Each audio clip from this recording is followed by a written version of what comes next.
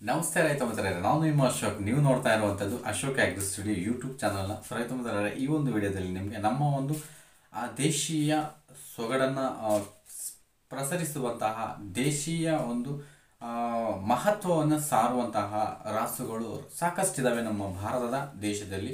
ನಮ್ಮ ದೇಶೀಯ ರಾಸುಗಳ ಬಗ್ಗೆ ನಾನು ತುಂಬಾ ವಿಡಿಯೋಸ್ ಮಾಡಬೇಕು ಅಂತ ಅಂದ್ಕೊಂಡೆ, ಬಟ್ ಅದರ ಬಗ್ಗೆ ಐ ಥಿಂಕ್ ನಿಮ್ಗೆ ಇಂಟ್ರೆಸ್ಟ್ ಕಡಿಮೆ ಇತ್ತು ಅನಿಸುತ್ತೆ. ಓಕೆ, ಆ ಒಂದು ಇಂಟ್ರೆಸ್ಟ್ ಕಡಿಮೆ ಕಾರಣ ಮಾಹಿತಿ ಇಲ್ಲೇ ಇರ್ಬೋದು. ಸೊ ಅದು ಏನು ಅಂತ ಗೊತ್ತಿರ್ಬೋದು, ಬಟ್ ನನಗಂತೂ ದೇಶೀಯ ಹಸುಗಳ ಬಗ್ಗೆ ತಿಳಿಸ್ಕೊಡ್ಲಿಕ್ಕೆ ಒಂದು ಚಿಕ್ಕ ವಿಡಿಯೋವನ್ನು ಮಾಡಬೇಕು ಅಂತ ಹೇಳ್ಬಿಟ್ಟು ಅನ್ನಿಸ್ತು. ಸೊ ಈ ಒಂದು ವಿಡಿಯೋದಲ್ಲಿ ನಿಮಗೆ ನಮ್ಮ ದೇಶೀಯ ಸೊಗಡನ್ನು ವಿಸರಿಸುವಂತಹ ಪ್ರಸರಿಸುವಂತಹ ರಾಸುಗಳಲ್ಲಿ ಅತಿ ಮುಖ್ಯವಾದಂತಹ ರಾಸುಗಳಿದ್ದಾವೆ. ಸಾಕಷ್ಟು ದೇಶೀಯ ಹಸುಗಳಿರ್ಬೋದು, ಅದರಲ್ಲಿ ಮುಖ್ಯವಾಗಿ ಒಂದರ ಬಗ್ಗೆ ನಾನು ಹೇಳ್ತೀನಿ. ಅದರ ಒಂದು ಹುಟ್ಟು ಅಂದರೆ ಯಾವ ಪ್ರದೇಶದಲ್ಲಿ ವಾಸವಾಗುತ್ತೆ, ಅದರ ವಿಶೇಷತೆ ಏನು, ಹಾಲಿನ ಮಹತ್ವ ಏನು, ಎಷ್ಟು ಹಾಲು ರೆಕಾರ್ಡ್ ಆಗಿದೆ, ಯಾಕೆ ಅದಕ್ಕೆ ಅಂದರೆ ತುಂಬ ಸುಂದರವಾದಂಥ ಮೈಕಟ್ಟು ಹೊಂದಿರುವಂತಹ ರಾಸುಗಳು ನಮ್ಮ ದೇಶೀಯ ಹಸುಗಳಿದ್ದಾವೆ. ನಾವು ಈ ರಾಕ್ಷಸ ಜಾತಿ ಮಿಶ್ರತಳಿ ಈ ಒಂದು ರಾಸುಗಳನ್ನು ನಾವು ಹೆಚ್ಚಿನದಾಗಿ ಪ್ರೀತಿಸ್ತಾ ಇರೋದ್ರಿಂದ ಮ್ಯಾಕ್ಸಿಮಮ್ ಒಲವೆಲ್ಲನೂ ಸಹ ನಾವು HF ಜರ್ಸಿಗಳ ಕಡೆ ಹೋಗಿರುತ್ತೆ. ಬಟ್ ನಾವು ಯಾಕೆ ದೇಶೀಯ ಹಸುಗಳನ್ನ ಪ್ರೀತಿಸ್ತಾ ಇಲ್ಲ ಅಂದರೆ ಈಗ ಇತ್ತೀಚೆಗೆ ಟ್ರೆಂಡ್ ಚೇಂಜ್ ಆಗಿದೆ. ಡೈರಿ ಫಾರ್ಮ್ ಮಾಡ್ತಿದ್ದಾರೆ ಅಂತ ಅಂದರೆ ಯಾವುದು ಅಂತ ಕೇಳ್ತಾರೆ, ಅಂದರೆ ಮಿಶ್ರತಳಿ ರಾಸುಗಳ ಅಥವಾ ದೇಶೀಯ ಹಸುಗಳ.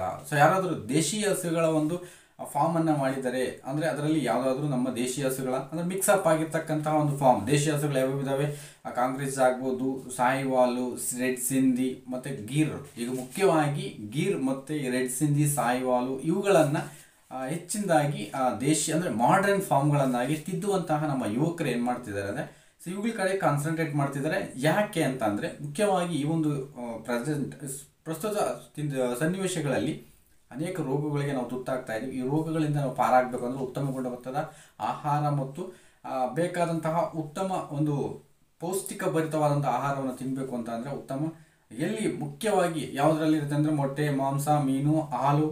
ಇದನ್ನು ಹೇಳ್ತಾರೆ ಯಾರಾದರೂ. ಈಗ ಹಾಲು ಅನ್ನೋದು ತುಂಬ ಕಲುಷಿತವಾದಂತಹ ಒಂದು ವಾತಾವರಣವನ್ನು ಸೃಷ್ಟಿ ಮಾಡಿದೆ. ಅಂದರೆ ನಮ್ಮ ದೇಹದ ಒಂದು ಪರಿಸ್ಥಿತಿಯನ್ನು ಕಲುಷಿತವಾದಂತಹ ಹಾಲಿನ ಅಂದರೆ ಮಿಶ್ರತಳಿ ನಮ್ಮ ಒಂದು HF ಜರ್ಸಿಗಳಿಂದ ನಾವು ಕೊಡ್ತಕ್ಕಂತಹ ಮ್ಯಾಕ್ಸಿಮಮ್ ಫೀಡ್ ಏನಿದೆ ಎಲ್ಲ ಕೆಮಿಕಲ್ ಭರಿತವಾಗಿರೋದ್ರಿಂದ ಅದು ಬರುವಂತಹ ಔಟ್ಪುಟ್ ಹಾಲು ಸಹ ಮ್ಯಾಕ್ಸಿಮಮ್ ಕೆಮಿಕಲ್ ಆಗಿರುತ್ತೆ. ಆ ಉದ್ದೇಶಕ್ಕೋಸ್ಕರ ನಮ್ಮ ಒಂದು ದೇಶೀಯ ಹಸುಗಳಲ್ಲಿ ಏನು ಅವುಗಳ ಒಂದು ಗುಡ್ನೆಸ್ ಅಂದರೆ ಅವುಗಳ ಒಂದು ತುಂಬ ಜನಪ್ರಿಯವಾದಂತಹ ಕೆಲವೊಂದು ಲಕ್ಷಣಗಳ ಹೊಂದಿದ್ದು ಉತ್ತಮ ಮತ್ತು ಆರೋಗ್ಯ ಬರುತ್ತೆ ಇಸ್ ಈಕ್ವಲ್ ಟು ಅಮೃತ. ಅಮೃತಕ್ಕೆ ಸಮಾನ ಅಂತ ಹೇಳ್ಬಿಟ್ಟು ಅದು ಕರೆಕ್ಟೇ. ಅದು ಗುಣಮಟ್ಟದಲ್ಲಿ ಯಾವುದೇ ರಾಜಿ ಇಲ್ಲದೆ ಉತ್ತಮವಾದಂತಹ ಹಾಲು ಉತ್ಪಾದನೆ ಮಾಡ್ತಕ್ಕಂತಹ ನಮ್ಮ ದೇಶಿ ತಳಿ ಹಸುಗಳನ್ನು ಸಾಕಿ ಅವುಗಳನ್ನ ಬಂದರೆ ಕಡಿಮೆ ಬರಬಹುದು. ಇವುಗಳಷ್ಟು ಅತಿ ಹೆಚ್ಚಾಗಿ ರಾಕ್ಷಸ ಜಾತಿಯ ಹಸುಗಳಿಂದ ಅಂದರೆ ಮಿಶ್ರತಳಿ HF ಜರ್ಸಿ ಹಸುಗಳಿಂದ ಬರುವಂತಹ ಹಾಲಿನಷ್ಟು ಪ್ರಮಾಣದಲ್ಲಿ ಬರದೇ ಸಹ ಗುಣಮಟ್ಟದಲ್ಲಿ ಯಾವುದೇ ರಾಜಿ ಇಲ್ಲದೆ ಉತ್ತಮ ಹಾಲನ್ನು ಸಂಗ್ರಹಿಸಿ ನಗರ ಪ್ರದೇಶಗಳಲ್ಲಿ ವಾಸವಾಗಿರ್ತಕ್ಕಂತಹ ಕೆಲವೊಂದು ಹಿರಿಯ ಜೀವಿಗಳು ಇವುಗಳು ಯಾರು ಸಹ ತಲೆ ಕೆಡಿಸ್ಕೊಳ್ಳಲ್ಲ ಆರೋಗ್ಯದ ಬಗ್ಗೆ. ಯಾಕಂದರೆ ನಾವು ಆರೋಗ್ಯವಾಗಿದ್ದೀವ ಅನ್ನೋದು ಅವರಿಗೆ ಆಲ್ರೆಡಿ ಮನವರಿಕೆ ಆಗಿರುತ್ತೆ. ಬಟ್ ಯುವಕರು ಬಿಟ್ಟು ಸ್ವಲ್ಪ ಇಳಿ ವಯಸ್ಸಿನ ಜನರು ಆರೋಗ್ಯದ ಬಗ್ಗೆ ಹೆಚ್ಚು ಗಮನವನ್ನು ಕೊಡ್ತಾರೆ. ಅವರು ಈ ಒಂದು ಗೀರ್ ಅಥವಾ ಗೀರ್ ಹಾಲಾಗ್ಬೋದು, ತುಪ್ಪ ಮತ್ತು ಮುಂತಾದಂಥ ಒಂದು ಉತ್ಪನ್ನಗಳನ್ನು ಬಳಕೆ ಮಾಡಲಿಕ್ಕೆ ಹೆಚ್ಚಿನದಾಗಿ ಒಲವು ತೋರ್ತಾರೆ. ಅದು ನಗರ ಪ್ರದೇಶದಲ್ಲಿರ್ತಕ್ಕಂಥವ್ರಿಗೆ ಆರೋಗ್ಯದ ಬಗ್ಗೆ ಹೆಚ್ಚು ಕಾಳಜಿ ಇರ್ತಕ್ಕಂಥವ್ರು. ಅಂಥ ಒಂದು ದೇಶೀಯ ಫಾರಮ್ಗಳು ಇವತ್ತು ತಲೆ ಎತ್ತಾ ಇದ್ದಾವೆ. ಯಾಕೆ ಅಂತಂದರೆ ಅದರಲ್ಲಿರುವಂತಹ ಮುಖ್ಯ ಲಕ್ಷಣಗಳು ಏನಿದೆ, ಯಾಕೆ ಆ ದೇಶೀಯ ಹಸುಗಳನ್ನು ನಾವು ಸಾಕಾಣಿಕೆ ಮಾಡಬೇಕು, ಅದರ ಒಂದು ಕೆಲವ್ರಿಗೆ ಗೊತ್ತಿಲ್ಲ. ನಿಜವಾಗ್ಲೂ ಗೊತ್ತಿರೋರು ಖಂಡಿತ ವೆರಿ ಗುಡ್, ನೀವು ತಿಳ್ಕೊಂಡಿರೋದು ತುಂಬ ಉತ್ತಮವಾಗಿರ್ತಕ್ಕಂಥದ್ದು. ಅದು ಪ್ರೌಡು. ನಾವು ನಮ್ಮ ದೇಶೀಯ ಹಸುಗಳ ಬಗ್ಗೆ ನಾವು ತಿಳ್ಕೊಳ್ಳೋದು ನಮಗೆ ತುಂಬ ಪ್ರೌಡು. ಕೆಲವ್ರಿಗೆ ಗೊತ್ತಿಲ್ಲ, ಅಂಥವ್ರಿಗೋಸ್ಕರ ಖಂಡಿತ ಈ ಒಂದು ವಿಡಿಯೋನ ಮಾಡ್ತಾ ಇದ್ದದ್ದು. ಒಂದು ತಳಿಯ ಬಗ್ಗೆ ನಾನು ಹೇಳಲಿಕ್ಕೆ ಹೋಗ್ತಾ ಇದ್ದೀನಿ, ಬಟ್ ಬೇರೆ ತಳಿಗಳ ಬಗ್ಗೆ ನೆಕ್ಸ್ಟ್ ನಿಮ್ಗೆ ಆಸಕ್ತಿ ಇತ್ತು ಅಂತಂದರೆ ಖಂಡಿತ ಅದರ ಬಗ್ಗೆ ಹೋಗ್ತೀನಿ. ಈಗ ಮುಖ್ಯವಾಗಿ ನಾವು ಕಾಂಕ್ರೀಸ್ ಅಂದರೆ ಯಾಕೆ ಕಾಂಕ್ರೀಸ್ ಬಗ್ಗೆ ಹೇಳ್ತಿದ್ದೀನಿ ಅಂದರೆ ದಿ ಬೆಸ್ಟ್ ಅಂತಂದು ಹೇಳ್ಬೋದು. ಬೆಸ್ಟಲ್ಲಿ ಬೆಸ್ಟ್ ಆಗಿರ್ತಕ್ಕಂತಹ ದೇಶಿ ತಳಿ. ಅದರ ಬಗ್ಗೆ ಹೇಳ್ತೀನಿ. ಕಾಂಕ್ರೀಸ್ ಇದು ಎಲ್ಲಿ ಹುಡ್ತು ಅಂತಂದರೆ ರನ್ ಆಫ್ ಕಚ್, ಗುಜರಾತ್ನ ರನ್ ಆಫ್ ಕಚ್ಚಲ್ಲಿ ಇದು ಒಂದು ಮೂಲ ನಿವಾಸ. ಇಲ್ಲಿ ಕಾಂಕ್ರೀಸ್ ಯಾಕೆ ಹೆಸರು ಬಂತು ಅಂತಂದರೆ ಖಂಡಿತ ಅದೊಂದು ಮೂಲ ಸ್ಥಳದ ಹೆಸರು ಕಾಂಕ್ರೀಸ್. ಅಲ್ಲಿ ಅದರ ಒಂದು ತಳಿ ಉದ್ಭವ ಆದ್ದರಿಂದ ಕಾಂಕ್ರೀಸ್ ಹೆಸರನ್ನೇ ಇಟ್ಟಿದ್ದಾರೆ. ಇದು ರಾಜಸ್ಥಾನ್ ಮತ್ತು ಗುಜರಾತ್ನ ಎರಡು ಭಾಗದಲ್ಲಿರುವಂತಹ ಒಂದು ಮುಖ್ಯ ದೇಶಿ ಬ್ರೀಡ್ ಆಗಿರ್ತಕ್ಕಂಥದ್ದು ಕಾಂಕ್ರೀಸು. ಇದರ ಒಂದು ಲಕ್ಷಣಗಳು ನೋಡೋದಾದರೆ ಇದರ ಮುಖ ತುಂಬ ಸಣ್ಣಗಿರುತ್ತೆ, ಅಂದರೆ ನೋಡಲಿಕ್ಕೆ ತುಂಬ ಕ್ಯೂಟ್ ಆಗಿರುತ್ತೆ. ಇದರಲ್ಲಿ ಮುಖ್ಯವಾಗಿ ಯಾರಾದರೂ ಪಟ್ಟಂತ ಗುರುತಿಸ್ಬೇಕಿದ್ದು ಕಾಂಕ್ರೀಸ್ ಹಸು ಅಂತ ಅಂದರೆ ಅದರ ಕೋಡುಗಳು. ಅದರ ಕೋಡುಗಳು ತುಂಬ ಬಲಿಷ್ಠವಾಗಿ ವೈಯಾರದಿಂದ ಬೆಂಡಾಗಿರ್ತಕ್ಕಂಥದ್ದು ನೋಡ್ಬೋದು ದ ಬೆಸ್ಟ್. ಸೊ ಮೋಸ್ಟ್ಲಿ ಆ ಉದ್ದೇಶಕ್ಕೋಸ್ಕರ ಅನಿಸುತ್ತೆ ಈ ಕೋಡುಗಳ ಒಂದು ದಪ್ಪ ಮತ್ತು ಬಲಿಷ್ಠವಾಗಿರ್ತಕ್ಕಂತಹ ಕೋಡುಗಳನ್ನು ಹೊಂದಿರೋ ಉದ್ದೇಶಕ್ಕೋಸ್ಕರನೇ ಭಾರತದ ತೆಲುಗಿನ ಒಂದು ಮೂವಿ ಬಾಹುಬಲಿ ಏನು ಆ ತೆಲುಗಿನ ಮೂವಿ ಬಾಹುಬಲಿ 2 ಪಾರ್ಟ್ 2ನಲ್ಲಿ ಅನಿಸುತ್ತೆ. ಪಾರ್ಟ್ 2ನಲ್ಲಿ ಆ ರಾಸುಗಳನ್ನು ಬಳಕೆ ಮಾಡ್ಕೊಂಡು ಎತ್ತುಗಳನ್ನು, ಅಲ್ಲಿ ಹಸುಗಳಲ್ಲ ಅವು ಎತ್ತುಗಳು, ಬಲಿಷ್ಠವಾಗಿರ್ತಕ್ಕಂತಹ ದೇಹದಲ್ಲಿ ಸದೃಢತೆ ಮತ್ತು ಆ ಕೋಡುಗಳ ಮುಖ್ಯ ಲಕ್ಷಣ ಇಡಕ್ಕೆ. ಸೊ ಅವುಗಳಿಗೆ ಆ ಬೆಂಕಿಯನ್ನು ಹಚ್ಚಿಬಿಟ್ಟು ನೋಡ್ತಾ ಇದ್ರಲ್ಲ ನೀವು, ಆ ಬೆಂಕಿಯನ್ನು ಹಚ್ಚಿಬಿಟ್ಟು ಸೈನ್ಯದ ರೀತಿಯಲ್ಲಿ ಅದನ್ನು ಸಹ ಬಳಕೆ ಮಾಡ್ಕೊಂಡು, ಯಾಕೆಂದರೆ ಅದರ ದೇಹದ ಸದೃಢತೆ ಮತ್ತು ಆ ಕೋಡುಗಳ ಒಂದು ವಿಶಿಷ್ಟ ಲಕ್ಷಣಗಳನ್ನು ನೋಡಿಬಿಟ್ಟು ಈ ರಾಸುಗಳನ್ನು ಅಲ್ಲಿ ಬಳಕೆ ಮಾಡ್ಕೊಂಡಿದ್ದಾರೆ. ಸೊ ಆ ಒಂದು ಬಳಕೆ ಮಾಡ್ತಕ್ಕಂಥ ಸನ್ನಿವೇಶ ಅಂದರೆ ನಮ್ಮ ದೇಶೀಯ ಒಂದು ತಳಿಗಳ ಒಂದು ಮಹತ್ವವನ್ನು ಬೀರ್ತಕ್ಕಂಥದ್ದು. ಓಕೆ, ಈ ಒಂದು ರಾಸುಗಳಲ್ಲಿ ಮುಖ್ಯವಾಗಿ ಆ ಒಂದು ತಳಿ ನೋಡ್ಬೋದು. ಬಟ್ ಹಾಲಿನ ಒಂದು ವಿಷಯಕ್ಕೆ ಬಂದರೆ ವಾಟ್ ಮಿಲ್ಕ್, ಏನು ಹಾಲಿನ ವಿಷಯಕ್ಕೆ ಬಂದರೆ ಇದರ ವಿಶೇಷತೆ ಹೇಗಿರುತ್ತೆ ಅಂದರೆ ಗುಣಮಟ್ಟದಲ್ಲಿ ದಿ ಬೆಸ್ಟ್ ಅಂದರೆ ದಿ ಬೆಸ್ಟ್. ಸೊ ಯಾರಾದರೂ ಕಾಂಕ್ರೀಟ್ ಹಸು ಎಲ್ಲಾದರೂ ಸಿಗ್ತಾ ಇದೆ, ಸೊ ಲೋಕಲಲ್ಲಿ ಇದೆ, ನಾವು ತಗೋಬೋದಾ ಅಂತಂದರೆ ಕಣ್ಮುಚ್ಕೊಂಡು ತೊಗೊಳ್ಳಿ. Best of best milk. ಇದಕ್ಕಿಂತ ಬೆಸ್ಟ್ ಗೀರ್ ಅಲ್ವಾ, ನೀವು ಕಾಂಕ್ರೀಟ್ನ ಯಾಕೆ ಬೆಸ್ಟ್ ಅಂತ ಹೇಳ್ತೀರ ಅಂದರೆ ಎಸ್, ಕಾಂಕ್ರೀಟ್ಗಿಂತ ಗೀರ್ ಬೆಸ್ಟು. ಬಟ್ ಯಾವುದರಲ್ಲಿ ಪೋಷಕಾಂಶಗಳ ಆಧಾರದಲ್ಲಿ ನಾವು ಪೋಷಕಾಂಶಗಳನ್ನು ಪರಿಗಣಿಸಿಬಿಟ್ಟು ಯಾವ್ದು ಬೆಸ್ಟು ಅಂತಂದರೆ ಕಾಂಕ್ರೀಟನ್ನು ನಾವು ಬೆಸ್ಟ್ ಅಂತ ಹೇಳ್ಬೋದು. ಸೊ ಕಾಂಕ್ರೀಟ್ ಅಂತೂ ಗುಣಮಟ್ಟದಲ್ಲಿ ಗುಡ್ ಕ್ವಾಲಿಟಿ ಮಿಲ್ಕ್ ಅಂತೂ ಸೊ ನಮ್ಗೆ ಸಿಗುತ್ತೆ. ಮ್ಯಾಕ್ಸಿಮಮ್ ರೆಕಾರ್ಡ್ ಎಷ್ಟಾಗಿದೆ ನಮ್ಮ ಇಂಡಿಯಾದಲ್ಲಿ ಕಾಂಕ್ರೀಟ್ ಹಸುವಿನಿಂದ ಅಂದರೆ 52 ಲೀಟರ್ನಷ್ಟು ರೆಕಾರ್ಡೆಡ್ ಮಿಲ್ಕ್ ಈಲ್ಡನ್ನು ಪರ್ ಡೇ ತೆಗೆದಿದ್ದಾರೆ. ಸೊ ಅದು ಟಾಪ್ ರೆಕಾರ್ಡೆಡು. ಸೊ ಖಂಡಿತ ಬರುತ್ತೆ. ನಮ್ಮ ಮಿಶ್ರತಳಿ ಈ HF ಜೆರ್ಸಿಗಳ ರೀತಿಯಲ್ಲಿ ನಾವು ರಾಸುಗಳನ್ನು ಅಂದರೆ ನಮ್ಮ ದೇಶಿ ಹಸುಗಳನ್ನು ನಾವು ಮೇವು ಮತ್ತು ಅದಕ್ಕೆ ಬೇಕಾದಂಥ ತಿಂಡಿ ಕೊಟ್ಟರೆ ಬರುತ್ತೆ. ಸೊ ಅದರಲ್ಲೇನು ತೊಂದರೆ ಏನಿಲ್ಲ, ಬರುತ್ತೆ. ಬಟ್ ಅದರ ಪ್ರಮಾಣದಲ್ಲಿ ಬರದೇ ಇರ್ಬೋದು. ಸೊ ಅದರ ಲೆವೆಲ್ಗೆ ತೂಗದೇ ಇರ್ಬೋದು. ಅಂದರೆ ಈಗ ಅದು 70 ಲೀಟ್ರ್ ಅಂತಂದರೆ ನಮ್ದು 50 ಲೀಟ್ರ್ ರೆಕಾರ್ಡ್ ಇದೆಯಲ್ಲ ಇದು. So no problem. ಅಂದರೆ ಕ್ವಾಲಿಟಿಯಲ್ಲಿ ಕಾಂಪ್ರಮೈಸ್ ಇಲ್ಲ, ಅದರಲ್ಲಿ ಕ್ವಾಲಿಟಿ ಇಲ್ಲ, ಇದರಲ್ಲಿ ಬೆಸ್ಟ್ ಕ್ವಾಲಿಟಿ ಇದೆ. ಸೊ ಅಷ್ಟನ್ನು ಹೇಳ್ಬೋದು. ನಾವು 52 ಲೀಟರ್ ಪರ್ ಡೇ ಇದು ರೆಕಾರ್ಡ್ ಇರ್ತಕ್ಕಂಥದ್ದು ದಿ ಬೆಸ್ಟ್ ಅದು. ಓಕೆ, ನೆಕ್ಸ್ಟ್ ಇದರ ಒಂದು ಮುಖ್ಯ ಲಕ್ಷಣಗಳನ್ನು ನಾವು ನೋಡ್ತಾ ಹೋದೆ. ಈ ಒಂದು ಕಾಂಕ್ರೀಟ್ ಹಸುಗಳು ನಮ್ಮ ಒಂದು ಮನುಷ್ಯರಿಗೆ ತುಂಬ ಸ್ನೇಹಿತರಂತೆ, ಅಂದರೆ ಫ್ರೆಂಡ್ಲಿ ನೇಚರ್ ಇರುತ್ತೆ, ಸಾಧುಗಳಾಗಿರುತ್ತೆ.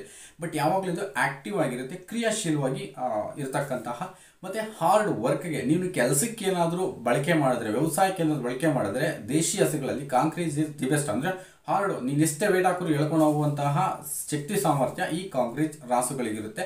ಬೆಸ್ಟ್ ಆಫ್ ಬೆಸ್ಟ್ ವರ್ಕನ್ನು ಮಾಡ್ತದೆ, ಹಾರ್ಡ್ ವರ್ಕ್ ಮಾಡುತ್ತೆ. ಬಟ್ ಮನುಷ್ಯರ ಜೊತೆ ಅಂದರೆ ನಮ್ಮ ಜೊತೆ ಅದು ತುಂಬ ಫ್ರೆಂಡ್ಲಿಯಾಗಿ ವರ್ತಿಸ್ತದೆ. ಸೊ ನಮ್ಮ ಹಿಂದೆ ಬರ್ತಕ್ಕಂಥದ್ದು ನೀವು ಸ್ವಲ್ಪ ಅದ್ರ ಜೊತೆ ಏನಾದರೂ ಮೇವು ಕೊಡ್ತಾ ಅಭ್ಯಾಸ ಮಾಡಿಕೊಂಡ್ರೆ ನೇಚಾಗಿ ಅದು ಹಿಂದಿನಲ್ಲೇ ಬರುತ್ತೆ. ನಮ್ಮ ಸುತ್ತನೇ ಅದು ಸುತ್ತಾಡ್ತಕ್ಕಂಥ ಒಂದು ಫ್ರೆಂಡ್ಲಿ ನೇಚರ್ ಇರುವಂತಹ ರಾಸುಗಳು ಯಾವಂದರೆ ನಮ್ಮ ದೇಶದಲ್ಲಿ ಕಾಂಕ್ರೀಟ್. ಅದು ಅದಕ್ಕೆ ನಾವು ಹೆಡ್ಸ್ ಆಫ್ ಹೇಳ್ಬೇಕು ನಮ್ಮ ಒಂದು ದೇಶಿ ಹಸುಗಳಿಗೆ. ಸೊ ಖಂಡಿತ ಅದು ಮುಖ್ಯವಾಗಿ ಈ ಥರ ಇನ್ನೊಂದು ರೋಗ ರಕ್ಷಣೆಗಳನ್ನು ಅಂದರೆ ಎಂತಹ ರೋಗಗಳಿಂದ ಇದು ತುಂಬ ಸೇಫ್ ಆಗಿರುತ್ತೆ ಅಂದರೆ, ಸೊ ಎಕ್ಸಾಂಪಲಿಗೆ ಉಣ್ಣೆಗಳ ಕಾಟದಿಂದ ನಮ್ಮ ಒಂದು ಮಿಶ್ರತಳಿ ರಾಸುಗಳಿಗೆ HF ಜರ್ಸಿಗಳಿಗೆ ಸೊ ಹಲವಾರು ರೋಗ ಬರುತ್ತೆ. ತೈಲೇರಿಯಾನ ಇನ್ನೊಂದು ಬರ್ತಾ ಇರುತ್ತಲ್ಲ, ಈ ರಾಸುಗಳಿಗೆ ನಿನ್ನ ಉಣ್ಣೆಗಳು, ನೀನು ಎಷ್ಟೇ ಉಣ್ಣೆಗಳಿದ್ದು ಆ ಕಾಟ ಕೊಟ್ಟರೂ ಸಹ ಉಣ್ಣೆಗಳಿಂದ ಬರುವ ಯಾವುದೇ ರೋಗವನ್ನು ಈ ಹಸುಗಳು ಬರೋದಿಲ್ಲ. ಈ ಹಸುಗಳಿಗೆ ಅದು ಬರೋದೇ ಇಲ್ಲ, ಈ ಒಂದು ಕಾಂಕ್ರೀಟ್ ಹಸುಗಳಿಗೆ. ಯಾಕೆ ಅಂತಂದರೆ ಅಲ್ಲಿರುವಂತಹ ರೆಸಿಸ್ಟೆನ್ಸ್ ಪವರ್, ರೋಗ ನಿರೋಧಕ ಶಕ್ತಿ, ಆ ಸಿಸ್ಟಮ್ಮೇ ಆ ರೀತಿ ಇರುತ್ತೆ ಕಾಂಕ್ರೀಟ್ ಹಸುಗಳಿಗೆ. ಸೊ ಉಣ್ಣೆಗಳಿಂದ ಈ ರಾಸುಗಳಿಗೆ ಯಾವುದೇ ರೋಗ ಬಂದಿಲ್ಲ, ಬರೋದಿಲ್ಲ.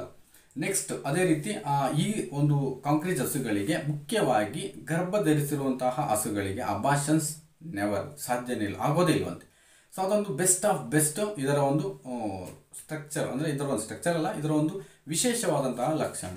ಸೊ ಅದಕ್ಕೆ ಅಬಾಷನ್ಸ್ ಅಂತೂ ಆಗೋದಿಲ್ಲ ಕಾಂಕ್ರೀಟ್ ಹಸುಗಳಿಗೆ, ಅದು ಬೆಸ್ಟ್ ಅಂತ ಹೇಳ್ಬೋದು. ಮತ್ತು ಹಾಗೆಯೇ ಎಲ್ಲ ಕಾಲದಲ್ಲೂ, ಎಲ್ಲ ಋತುವಿನಲ್ಲೂ, ಎಲ್ಲ ಒಂದು ವಿಂಟರು, ಸಮ್ಮರು, ಎಲ್ಲ ಸೀಸನ್ನಲ್ಲೂ ತುಂಬ ಬೆಸ್ಟಾಗಿರುತ್ತೆ. ಹಾಲು ಇಳುವರಿ ಒಂದೇ ಸೇಮ್ ಇರುತ್ತೆ ವರ್ಷ ಪೂರ್ತಿ, ಎಲ್ಲ ಋತುವಿನಲ್ಲೂ ಒಂದೇ ರೀತಿಯ ಹಾಲನ್ನು ಕೊಡುವಂತಹ ದೇಶಿ ಹಸು ಕಾಂಕ್ರೀಟ್ ಹಸು. ಸೊ ಅದು ನೀವು ಖಂಡಿತ ಗಮನ ಇಟ್ಕೋಬೇಕಾಗಿರ್ತಕ್ಕಂಥದ್ದು. ಹಾಗೆಯೇ ಈ ಒಂದು ಮಿಲ್ಕನ್ನು ನಾವು ಆಲ್ರೆಡಿ ಲಾಸ್ಟ್ ಅಂದರೆ ತುಂಬ ಹಳೆ ವಿಡಿಯೋ ಮಾಡಿದ್ದೀನಿ, A1 milk, A2 milk. So A1 milk ಬಂದುಬಿಟ್ಟು ಯಾವುದು ನಮ್ಮ ಮಿಶ್ರತಳಿ ಹಸುಗಳು HF ಜೆರ್ಸಿದು A1 ಮಿಲ್ಕು. ಅದು A1 ಮಿಲ್ಕ್ ಅಂದರೆ ಫಸ್ಟ್ ಗುಡ್ ಮಿಲ್ಕ್ ಅಂತ ನೀವು ತಿಳ್ಕೊಬೇಡಿ. A2 milk is best milk. So ಇದು ಎಲ್ಲ ರೀತಿಯ ಪೋಷಕಾಂಶಗಳನ್ನು ಉಳ್ಳುವಂತಹ ಮಿಲ್ಕು A2 ಮಿಲ್ಕು. ಸೊ ಇಲ್ಲಿ ನಿಮಗೆ ಕಾಂಕ್ರೀಟ್ ಹಾಲನ್ನು ನೀವು ಯಾವ ಗುಂಪಿಗೆ ಸೇರಿಸ್ತೀರಾ ಅಂದರೆ A2 milk best of best milk. So concrete ಹಸುವನ್ನು 1878 1870 ಬ್ರೆಜಿಲಿಯನ್ಸು ಅದನ್ನು ಇಂಪೋರ್ಟ್ ಮಾಡ್ಕೊಂಡಿರ್ತಾರೆ. ಎಲ್ಲಿಗೆ? ಬ್ರೆಜಿಲ್ಗೆ. ಅಂದರೆ ಅವರು ಅಲ್ಲಿ ಇಲ್ಲಿಂದ ತರಿಸ್ಕೊಂಡಿರ್ತಾರೆ. ಈ ಒಂದು ಕಾಂಕ್ರೀಟ್ ಹಸುವಿನ ಒಂದು ಸಂಕರಣೆ ಅಂದರೆ ಇದರ ಒಂದು ಉತ್ಪಾದನೆಯನ್ನು ಮೀನ್ಸ್ ಇದರ ಒಂದು ವೀರ್ಯದೊಂದಿಗೆ, ಇದರ ಒಂದು ಬುಲ್ಸ್ನ ವೀರ್ಯದೊಂದಿಗೆ ಅವರಿಗೆ ಅವರ ವಾತಾವರಣಕ್ಕೆ ಹೊಂದಿಕೊಳ್ಳುವಂತಹ ಬ್ರೀಡನ್ನು ಅವರು ರೆಡಿ ಮಾಡ್ಕೊಂಡಿದ್ದಾರೆ. ಸೊ ಆಲ್ರೆಡಿ ಆವಾಗಲೇ ಇದಕ್ಕೆ ಮಹತ್ವ ಇತ್ತು. 1870ಯಲ್ಲೇ ಬ್ರೆಜಿಲ್ಗೆ ಇದನ್ನು ಇಂಪೋರ್ಟ್ ಮಾಡಿಕೊಂಡು ಈ ಒಂದು ಎತ್ತುಗಳ ಒಂದು ವೀರ್ಯದಿಂದ ಅವರ ಒಂದು ವರ್ತಮಾನಕ್ಕೆ ಅಂದರೆ ವಾತಾವರಣಕ್ಕೆ ಹೊಂದಿಕೊಳ್ಳುವಂತಹ ಜಾತಿಯನ್ನು ಅವರು ಆಲ್ರೆಡಿ ಬ್ರೀಡನ್ನು ಅವ್ರು ಆಲ್ರೆಡಿ ರೆಡಿ ಮಾಡ್ಕೊಂಡಿದ್ರು ಆ ಸಮಯದಲ್ಲಿ. ಸೊ ಅದು ದಿ ಬೆಸ್ಟ್ ಅಂತ ಹೇಳ್ಬೋದು. ಸೊ ಅದರ ಹೆಸರು ಬಂದ್ಬಿಟ್ಟು ಗುಜಿರಾ. ಆ ಗುಜಿರಾ ಅನ್ನೋ ಬ್ರೀಡಿಗೆ ಏನು ಬ್ರೆಜಿಲಲ್ಲಿದೆ ಅದು ಈ ಒಂದು ಕಾಂಕ್ರೀಸ್ ಹಸುವಿನಿಂದ ಆಗಿರ್ತಕ್ಕಂತಹ ಗುಜಿರಾ ಬ್ರೀಡ್. ಸೊ ಅದು ದಿ ಬೆಸ್ಟ್ ಆಗಿ ಅಲ್ಲಿ ಕೆಲಸ ಮಾಡ್ತಕ್ಕಂಥದ್ದು. ಸೊ ಓವರಾಲ್ ಇಷ್ಟೆಲ್ಲವನ್ನು ನೀವು ನೋಡಿದ್ರೆ ನಮ್ಮ ಒಂದು ಕಾಂಕ್ರೀಸ್ ರಾಸುಗಳು ಎಷ್ಟು ಬಲಿಷ್ಠ ಮತ್ತು ಎಷ್ಟು ಉತ್ತಮ ಅನ್ನೋದನ್ನು ನೀವು ಖಂಡಿತ ಪರಿಗಣಿಸ್ಬೋದು. ನಿಮ್ಗೆ ಯಾರಿಗಾದರೂ ಈ ಒಂದು ರಾಸುಗಳು ನಿಯರೆಸ್ಟ್ ನಿಮ್ಗೆಲ್ಲಾದರೂ ದೊರೀತಾ ಇದೆ ಅಂದರೆ ಖಂಡಿತ ನಿಮ್ಮ ಒಂದು ಫಾರ್ಮಲ್ಲಿ ಅಥವಾ ನಿಮ್ಮ ಒಂದು ಮನೆಯಲ್ಲಿ ಇಟ್ಕೊಳ್ಳಿ ಆರೋಗ್ಯದ ಉದ್ದೇಶದಿಂದ. ಸೊ ಖಂಡಿತ ನೀವು ಅದನ್ನು ಬಳಕೆ ಮಾಡ್ಬೋದು. The best of best milk ಕಾಂಕ್ರೀಸ್ ಮಿಲ್ಕ್ ಅಂತ ಹೇಳ್ಬೋದು. ಸೊ ಇಷ್ಟನ್ನು ಹೇಳ್ತಾ ವಿಡಿಯೋನ ಎಂಡ್ ಮಾಡ್ತಾ ಇದ್ದೀನಿ. ಸೊ ಖಂಡಿತ ಲೈಕ್ ಮಾಡಿ, ಇತರರಿಗೂ ಶೇರ್ ಮಾಡಿ ಅಂತ ಹೇಳ್ತಾ ನಮಸ್ಕಾರ.